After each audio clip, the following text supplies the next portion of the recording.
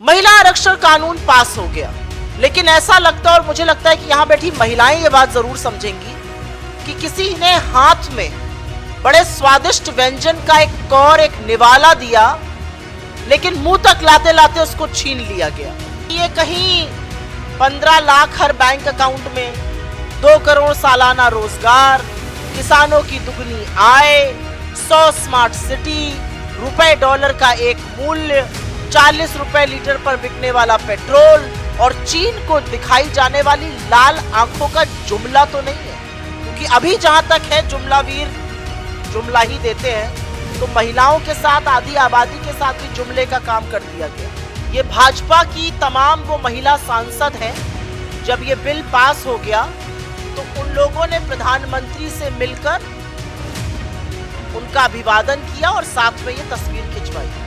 अच्छा लगता है ये तस्वीर देखकर, सच मानिए मुझे भी बहुत खुशी हुई। लेकिन इन्हीं सशक्त महिलाओं के खिलाफ हो रहे अपराध पर सतत लगातार चुप्पी देखकर वो सारी खुशी क्षोभ में, दुख में और कहीं पर तरस में बदल गई। ये सरकार से आंख में आंख डाल के सवाल नहीं पूछ सकती कि हमारी बहनों के साथ ऐसा क्यों हो रहा है। ये है वो महिलाएं जिन्होंने पिछले 9.5 सालों से अपनी आंखों पर पट्टी और मुंह पर ताला लगाया हुआ है। तो सशक्तिकरण का ये जो रूप है, ये एक्चुअली मौन, चुप्पी और सत्ता की लोलुपता की दूसरी तस्वीर।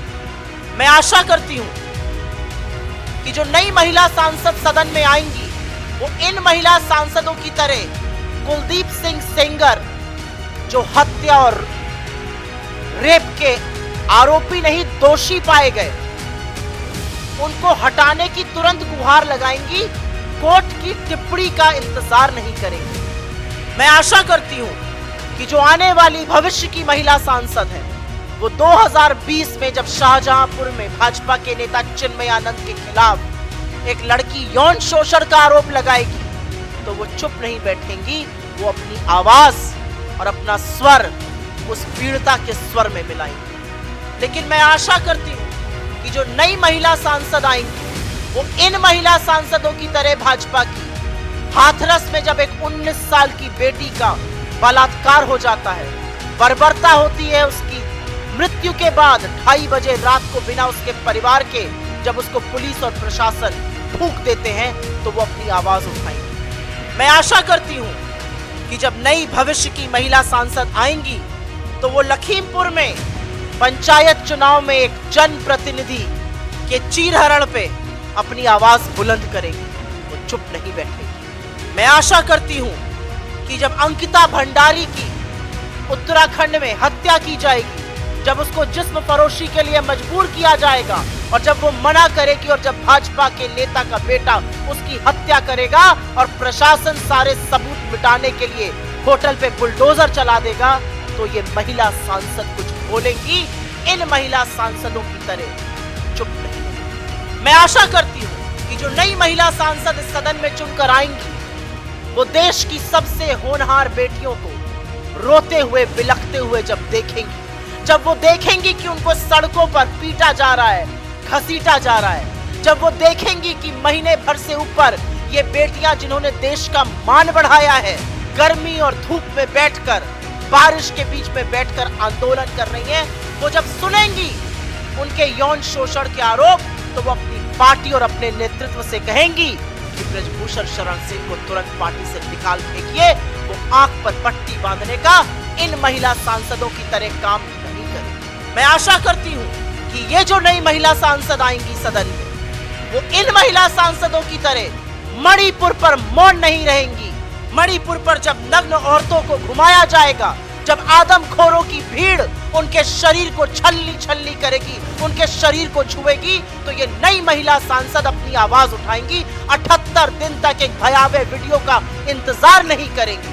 वो पूछेंगी प्रधानमंत्री से, वो पूछेंगी गृह मंत्री से, वो पूछेंगी मुख्यमंत्री से कि आपकी नाक के नीचे इस देश की बेटियों के साथ ये हुआ और 78 दिन तक आप मौन और शांत क्यों रहे।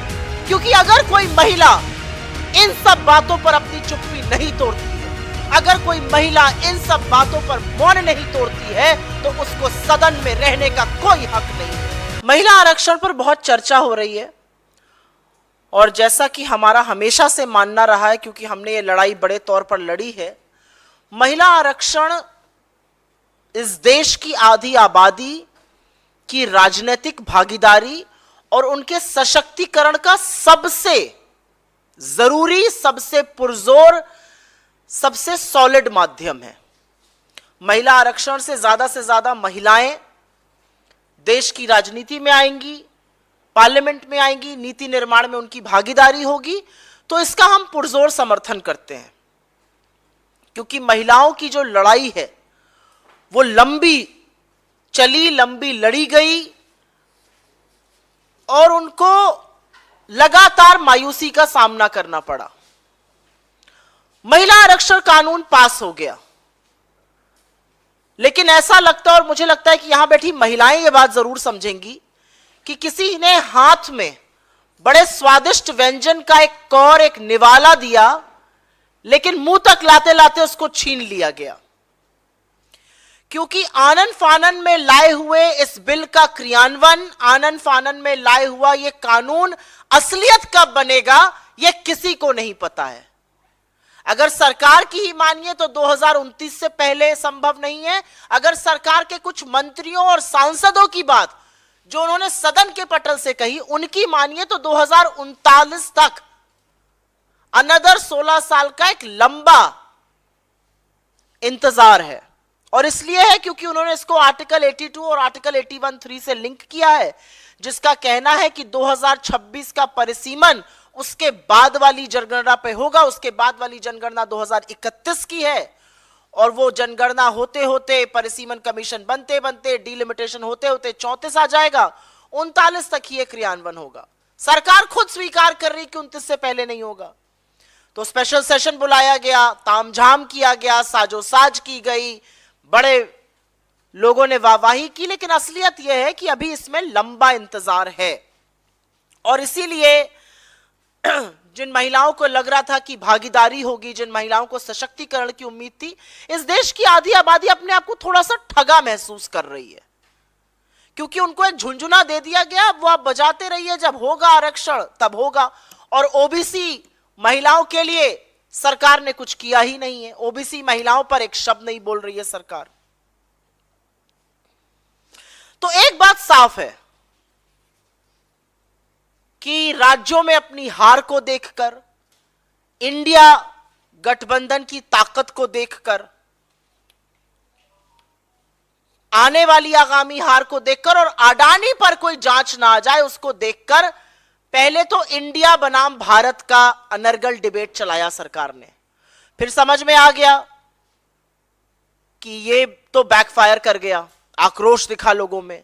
मां को चाहे भारत बुलाइए, चाहे इंडिया बुलाइए, चाहे हिंदुस्तान बुलाइए, उसकी तौहीन नहीं सहेगा देश। तो फिर हुआ कि लाओ भाई फटाफट महिला आरक्षण ले आओ। बिना सोचे समझे एक महिला आरक्षण आ गया, अभी 10-12 साल का इसमें वेट कर दिया गया। मुझे पता नहीं क्यों लगता है, और आपके माध्यम से ये बात मैं कहूंगी कि ये कहीं 15 लाख हर बैंक अकाउंट में, 2 करोड़ सालाना रोजगार, किसानों की दुगनी आय, 100 स्मार्ट सिटी, रुपए डॉलर का एक मूल्य, 40 रुपए लीटर पर बिकने वाला पेट्रोल और चीन को दिखाई जाने वाली लाल आंखों का जुमला तो नहीं है। क्योंकि अभी जहां तक है जुमलावीर जुमला ही देते हैं, तो महिलाओं के साथ, आधी आबादी के साथ भी जुमले का काम कर दिया गया। खैर, ये जो बिल है ये सार्वजनिक जीवन की महिलाओं को और संसद के पटल पर महिलाओं को ये ताकत देगा। ये जब भी आएगा, जब भी क्रियान्वित होगा, ये ताकत जरूर देगा कि वो महिलाओं के सशक्तिकरण की, जो चुनी हुई सांसद हैं, महिलाओं के सशक्तिकरण की, उनकी सुरक्षा की और उनके खिलाफ हो रहे अपराध पर बेखौफ होकर, बेबाक होकर बोलेंगी और न्याय की उम्मीद और गुहार लगाएंगी। मेरी आशा है कि जब यह बिल क्रियान्वित हो जाएगा, जब महिलाएं नए सांसद बन के आएंगी, तो वो एक नजीर पेश करेंगी। वो देश को और दुनिया को दिखाएंगी कि महिला सांसद बनकर वो अपनी जिम्मेदारी को पूरा कर रही हैं। वो महिलाओं के सम्मान के लिए, उनकी सुरक्षा के लिए, उनके हक की लड़ाई लड़ेंगी। ये एक फोटो है, ये भाजपा की तमाम वो महिला सांसद हैं। जब ये बिल पास हो गया तो उन लोगों ने प्रधानमंत्री से मिलकर उनका अभिवादन किया और साथ में ये तस्वीर खिंचवाई। अच्छा लगता है ये तस्वीर देखकर, सच मानिए मुझे भी बहुत खुशी हुई। महिलाओं को सशक्त देख के कौन खुश नहीं होता। देश की आधी आबादी है, हम इस आबादी का हिस्सा है। बहुत अच्छा लगा इस तस्वीर को देखकर, मन वाकई में खुश हो गया।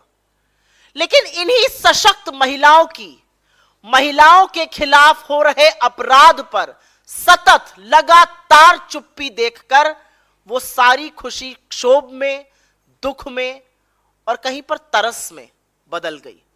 इतनी सशक्त महिलाएं, देखिए जरा, इनसे ज्यादा सशक्त दूसरी कोई महिलाएं पूरे देश में नहीं होंगी।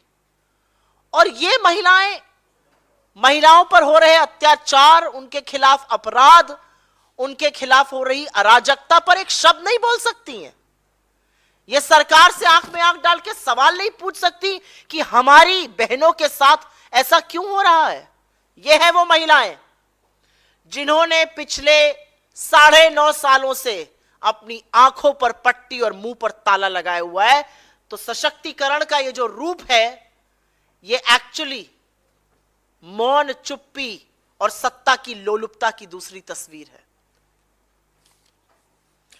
मैं आशा करती हूं कि इस कानून के बनने के बाद जो महिला सांसद, जो महिला नेत्रियां सदन में आएंगी, वो 2018 में जब कठुआ में एक 8 साल की बच्ची को नशे की दवाई देकर 1 हफ्ते तक उसका सामूहिक बलात्कार करके उसकी हत्या हो जाती है, और उसके बाद भाजपा के लोग आरोपियों के साथ खड़े नजर आते हैं, उस पर अपनी चुप्पी जरूर तोड़ेंगी। वो नई महिला सांसद इन महिला सांसदों की तरह चुप नहीं रहेंगी, वो न्याय की मांग करेंगी कठुआ की उस 8 साल की बच्ची को लेकर। मैं आशा करती हूं कि जो नई महिला सांसद सदन में आएंगी वो इन महिला सांसदों की तरह कुलदीप सिंह सेंगर, जो हत्या और रेप के आरोपी नहीं दोषी पाए गए, उनको हटाने की तुरंत गुहार लगाएंगी, कोर्ट की टिप्पणी का इंतजार नहीं करेंगी। वो अपने साथी सहकर्मियों से कहेंगी कि कुलदीप सिंह सेंगर दोषी पाए गए, उनके घर का चक्कर लगाना, उनका चरण वंदन करना, उनका महिमा मंडन करना बंद कर दो। वो आशा करेंगी कि जिस बच्ची के पिता, उनके चाचा, उनकी मौसियों की ट्रक दुर्घटना में हत्या हो जाती है, वो कैसे हो जाती है। वो नई महिला सांसद इन महिला सांसदों की तरह चुप नहीं बैठेंगी। मैं आशा करती हूं कि जो आने वाली भविष्य की महिला सांसद हैं, वो 2020 में जब शाहजहांपुर में भाजपा के नेता चिन्मय आनंद के खिलाफ एक लड़की यौन शोषण का आरोप लगाएगी, तो वो चुप नहीं बैठेंगी, वो अपनी आवाज और अपना स्वर उस पीड़िता के स्वर में मिलाएंगी।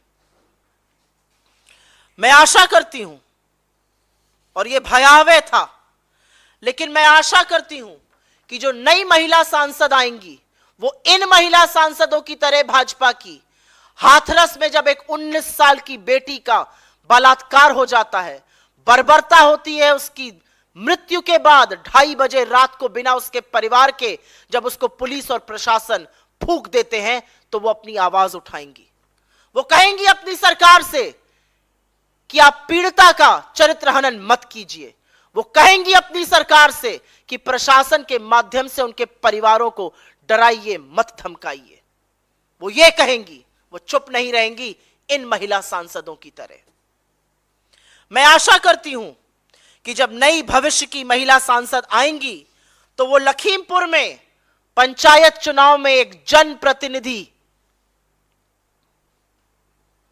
के चीरहरण पे अपनी आवाज बुलंद करेंगी, वो चुप नहीं बैठेंगी।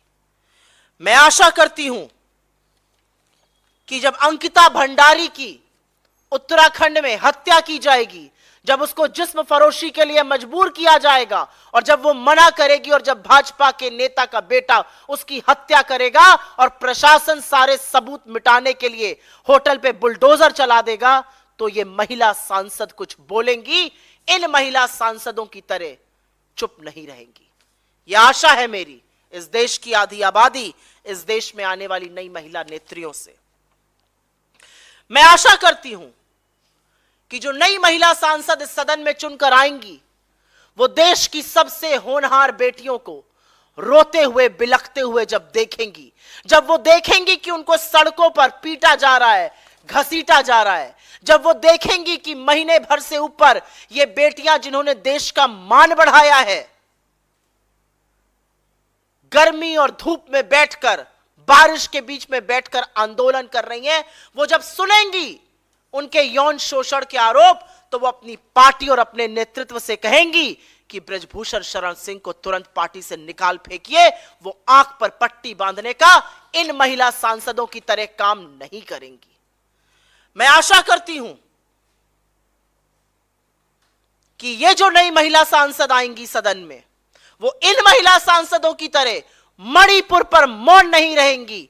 मणिपुर पर जब नग्न औरतों को घुमाया जाएगा, जब आदमखोरों की भीड़ उनके शरीर को छलनी छलनी करेगी, उनके शरीर को छुएगी, तो ये नई महिला सांसद अपनी आवाज उठाएंगी। 78 दिन तक एक भयावह वीडियो का इंतजार नहीं करेंगी। वो पूछेंगी प्रधानमंत्री से, वो पूछेंगी गृह मंत्री से, वो पूछेंगी मुख्यमंत्री से कि आपकी नाक के नीचे इस देश की बेटियों के साथ ये हुआ और 78 दिन तक आप मौन और शांत क्यों रहे? क्योंकि अगर कोई महिला इन सब बातों पर अपनी चुप्पी नहीं तोड़ती है, अगर कोई महिला इन सब बातों पर मौन नहीं तोड़ती है, तो उसको सदन में रहने का कोई हक नहीं है। अगर आप आधी आबादी का प्रतिनिधित्व कर रहे हैं, अगर आप आधी आबादी के नुमाइंदे हैं, तो सबसे पहले आपको आधी आबादी की सुरक्षा, उनके खिलाफ अपराध, उनके खिलाफ हो रहे अत्याचार, उनके खिलाफ हो रही बर्बरता और उनके खिलाफ जिन लोगों ने किया है उनको मिल रहे राजनीतिक संरक्षण के खिलाफ बोलिएगा, जो इन महिला नेत्रियों ने दुर्भाग्यवश नहीं किया। मैं आशा करती हूं कि भारत जो वीरांगनाओं की भूमि है और एक से एक वीरांगनाएं हुई यहां, भारत जहां पर मां के पैर में जन्नत और स्त्री को देवी का दर्जा दिया जाता है, वो स्त्री को, उसके वजूद को पहचानेगा और ये महिला नेत्रियां जो चुप रही, ये सबक सीखेंगी। आने वाली महिला नेत्रियां, आने वाली महिला सांसद, मैं आशा करती हूं कि अत्याचार को देखकर चुप नहीं रहेंगी,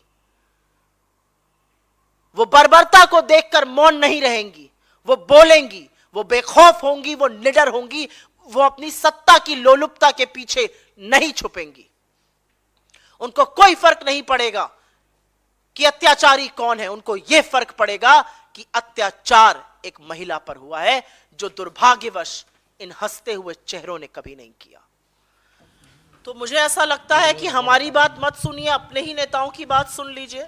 इस देश की एक बड़ी आबादी ओबीसी है और वो बड़ी आबादी आपसे यह अपेक्षा करती है कि आप कास्ट सेंसस कराएंगे।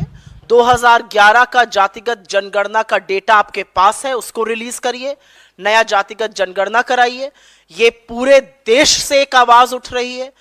लोगों के अनुसार 50 से ज्यादा % ओबीसीज हैं इस देश में और वो अपने हक की, अपने हुबूब की बात कर रहे हैं। उसको क्यों डिनाई किया जा रहा है?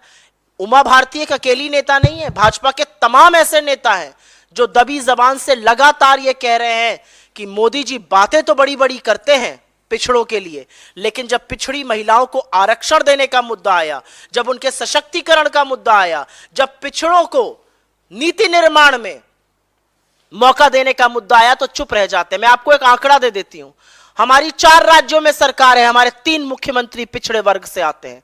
इंडिया अलायंस की 11 राज्यों में सरकार है, हमारे 6 मुख्यमंत्री पिछड़े वर्ग से आते हैं। भाजपा की 10 राज्यों में सरकार है, 1 मुख्यमंत्री पिछड़े वर्ग से आता है, उनकी भी जल्दी ही विदाई होने वाली है। यह भाजपा का असली चेहरा है।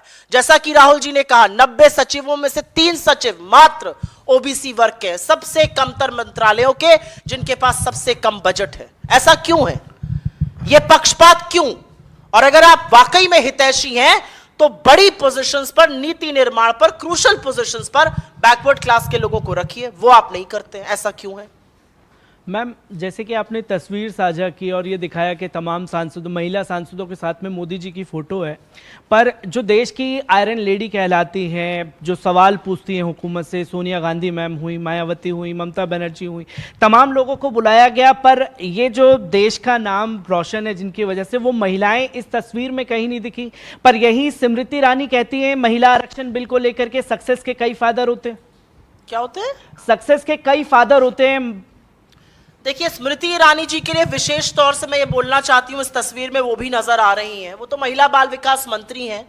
वो सिर्फ और सिर्फ जब राहुल गांधी जी के खिलाफ जहर उगलना होता है तब बोलती हैं। चाहे मणिपुर हो, चाहे हाथरस हो, चाहे उन्नाव हो, चाहे शाहजहांपुर हो, चाहे कठुआ हो, चाहे लखीमपुर हो, उनका मुंह ही नहीं खुलता है महिलाओं के खिलाफ अपराध पर।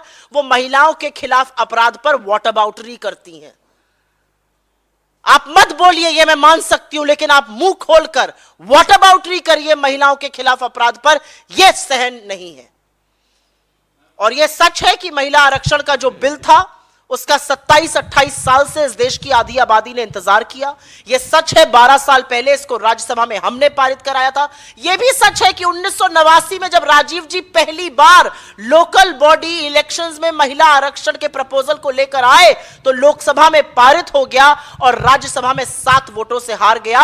और उनको हराने वालों में श्री अटल बिहारी वाजपेयी, श्री लाल कृष्ण आडवाणी, श्री जसवंत सिंह और श्री राम जेठमलानी जैसे भारतीय जनता पार्टी के दिग्गज नेता शामिल थे। तो मुझे नहीं लगता कि सक्सेस हैज मेनी फादर्स बोला जाए। मुझे लगता है हमारी पार्टी ने अपना कॉन्स्टिट्यूशन को अमेंड किया, हमने अपने संविधान को अमेंड किया कि 50% से जो हमारा सीटों पे आरक्षण है उसमें महिलाएं, युवा, दलित, शोषित, वंचित समाज, ओबीसी के लोग उसमें सम्मिलित हो सके। ऐसा भाजपा भी करके दिखाए। मैम, इससे अलग एक सवाल है। अगर इस पर कोई और सवाल है तो पहले ये ले लेते हैं, फिर मैं आ जाती हूं आपके पास। जी हाँ, इस पे है सवाल। मैम, जैसे कि ये तस्वीरें साझा की गई, तमाम बातें बोली गई स्मृति ईरानी, तो क्या जब देश के प्रधानमंत्री ही महिला के मुद्दों पर खामोश रह जाते हैं तो क्या इन महिलाओं से उम्मीद की जा सकती है कि ये बोलेंगी? और फिर इसमें यह भी बोल दिया गया अमित शाह जी द्वारा कि अगर कल को वायनाड की सीट जो है वो महिला आरक्षित हो जाती है तब कांग्रेस कहेगी कि हमला कर रहे हैं।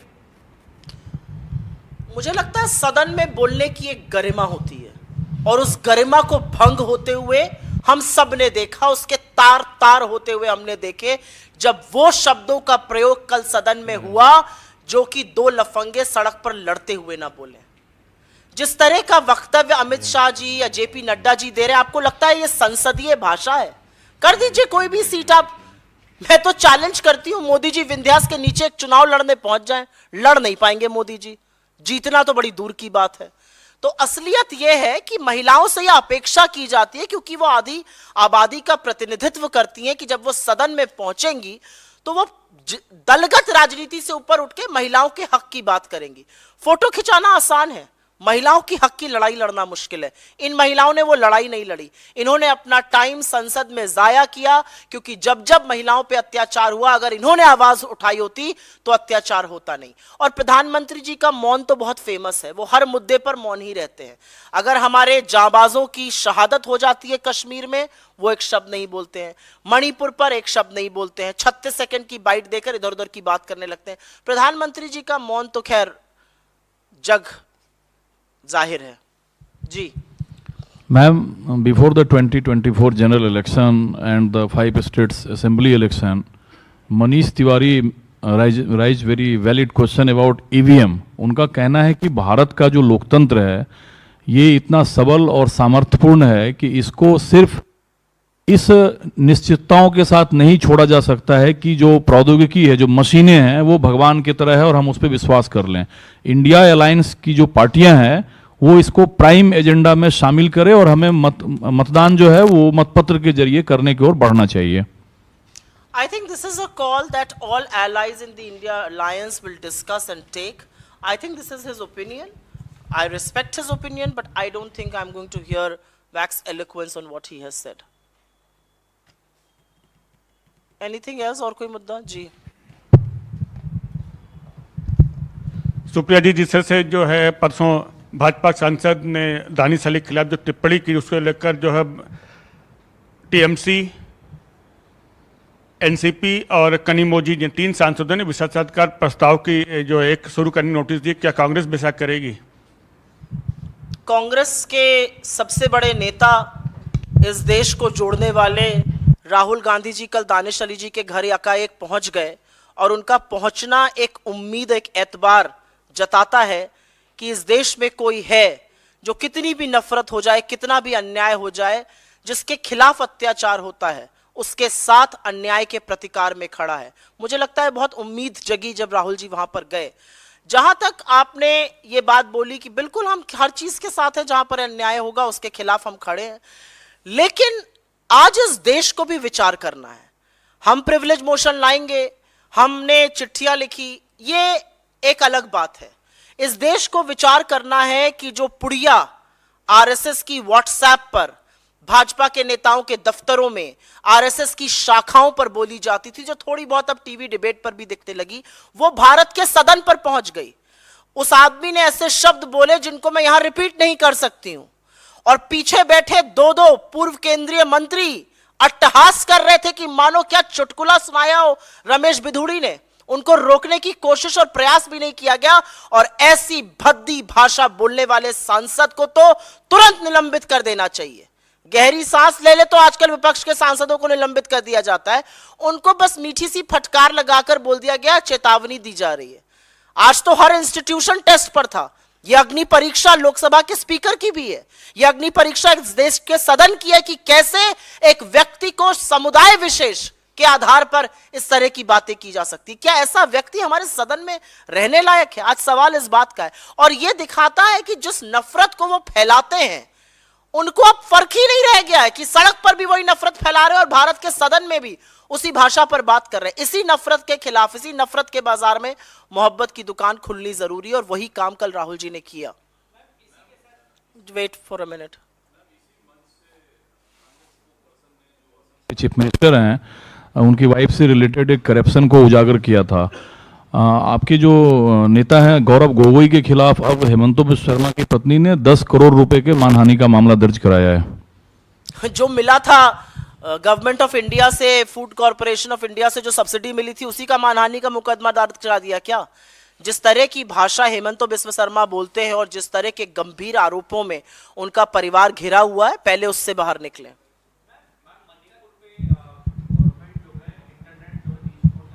उस पर आपकी क्या प्रतिक्रिया? कब ले रही है? मणिपुर की 5 वादियों में कर्फ्यू लगा हुआ है। परसों शाम को इम्फाल में कर्फ्यू लगा है। इधर उधर की बहकाने वाली बातों से आपको लगता है मणिपुर का सच छुप जाएगा? इंटरनेट रिस्टोर करेगी।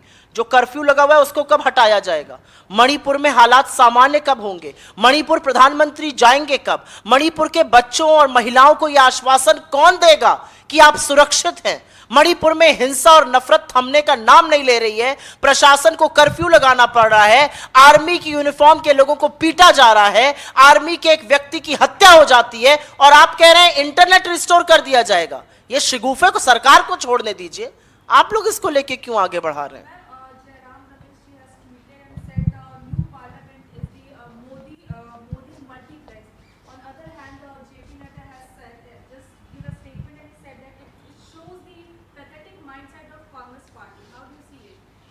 I ask Mr. JP Nadda that if you have the courage and if you have any respect for India's parliamentary democracy, what are you doing about Ramesh Bidhuri?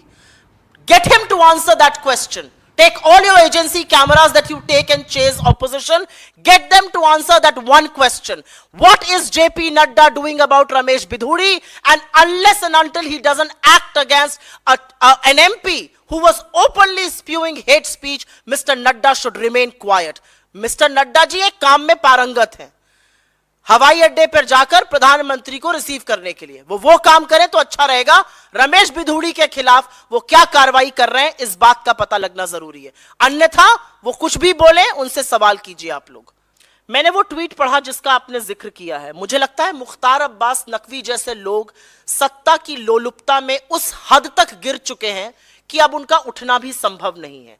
Mukhtar Abbas Naqvi के मुंह से एक शब्द नहीं निकला था जब रमेश बिधूड़ी ने एक व्यक्ति को उसके समुदाय विशेष को लेकर गंदी गंदी भद्दी सड़क छाप गालियां दी थी। और मुख्तार अब्बास नकवी को बहुत दिखा जब राहुल जी उनके साथ सॉलिडारिटी दिखाने, उनका साथ देने, उनका ढांढस बंधाने पहुंचे। शर्म आनी चाहिए मुख्तार अब्बास नकवी को, सिर्फ इसलिए नहीं क्योंकि वो एक समुदाय विशेष से आते हैं, इसलिए क्योंकि वो भारत की सदन के सदस्य रह चुके हैं। धन्यवाद बहुत बहुत, थैंक यू वेरी मच।